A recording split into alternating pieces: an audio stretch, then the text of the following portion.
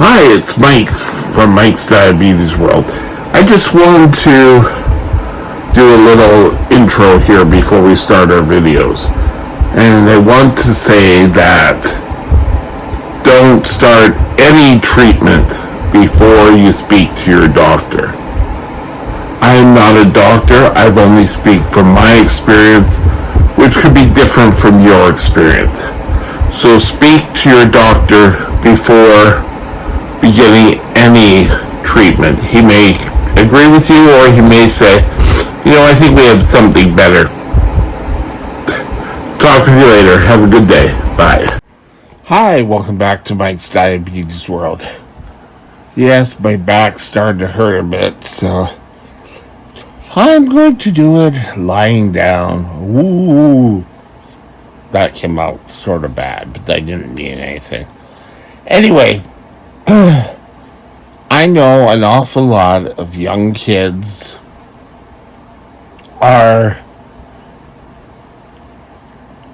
who get diabetes are, this really is crummy, and it is.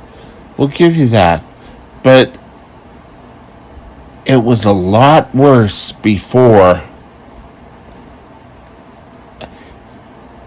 Diabetes today is still crummy to do, but it's much better. When I was diagnosed, they hadn't come out with needles. When I was in the hospital, they were using glass needles, which they had to sanitize, and it wasn't until I just got out that, I think within a week or two, that they said, hey, we've got these disposable now. Now, I'm not for encouraging waste within our landfills and everything, but the disposable needles are so much easier. And trust me, they are.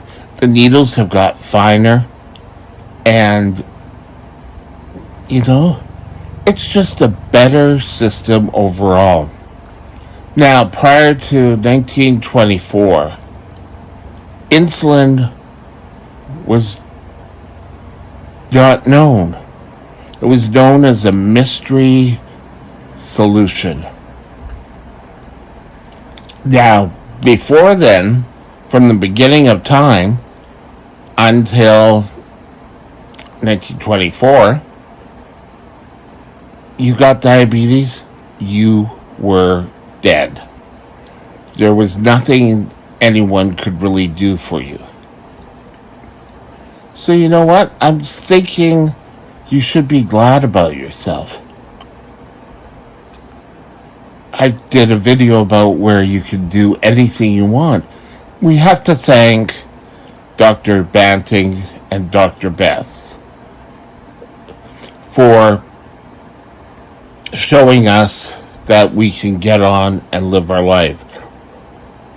Now, when diabetes was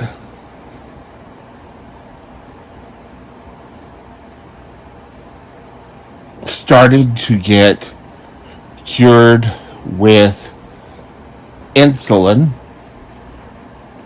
only lasted for a short period. So you had so many different shots throughout the day and night. I mean, if you had to take shots every 4 hours, you'd kind of be, I don't want to do this. And so far, we have grown to where we don't have to. Now, right now, we're at finger pokes twice a day, or at least. Most people do up to 4. Like I know for myself, I do breakfast, lunch, dinner, and bed. For sure, if I'm going up or going down, well then, I have to do more. But when I first got diabetes, and I've said this before on these videos, there was no glucometers. The only way you could get your blood sugar done was going to see a doctor, getting a requisition, going and getting a finger poke or a vein. I'll tell you a little story, just off the topic here, that when I first went and got a blood work, they did a venous or whatever. And I, for a long time, would not let them do a finger prick. They came when I was in the hospital, and they came and they wanted to do a finger poke. And I said, no, I want a vein. Finger pokes hurt. And I mean, back then, it was like almost the tip of a razor. It was the scalpel part being used. And no. And even when I got my glucometer, my first glucometer, they had some sort of device that came crashing down to bloodlet, and I couldn't get the fear of punching it. Now, hell, I don't care. But, getting back, when I first got diagnosed, we were doing urine tests. And before every meal, you had to do 2 urine tests.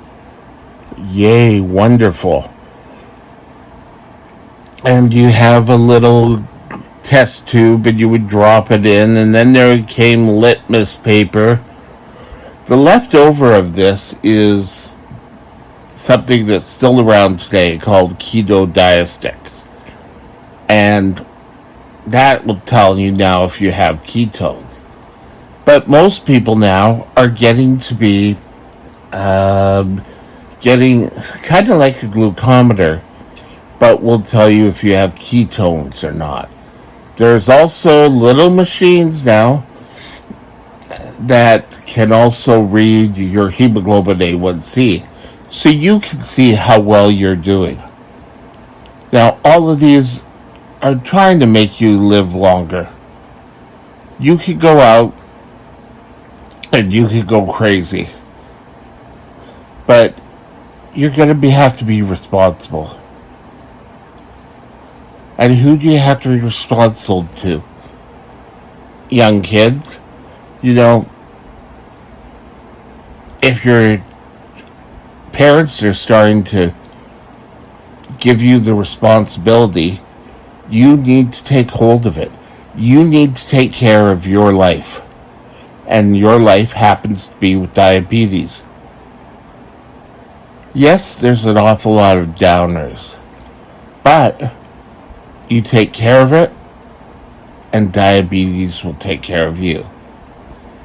There was a saying I was trying to get going, and I keep forgetting it, but don't let diabetes control you. You control diabetes. And I wish I knew who came up with that saying, but it works 100%. You need to be able to say, okay, I know what's going on. I gave this much extra insulin because I was having this much carbs. It was quite difficult when you went out to dinner. Now you just do a blood test or a quick shot and you're fine. Back in my day, there was no sort of like, well, you're showing, I think they had 1+, 2+, 1, 2, 3 per 4%, I think was the highest. It could have gone to 5.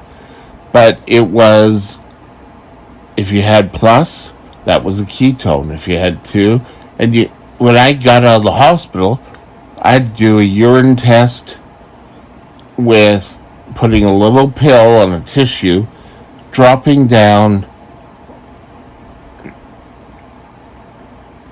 your urine on the pill and seeing if it turned purple.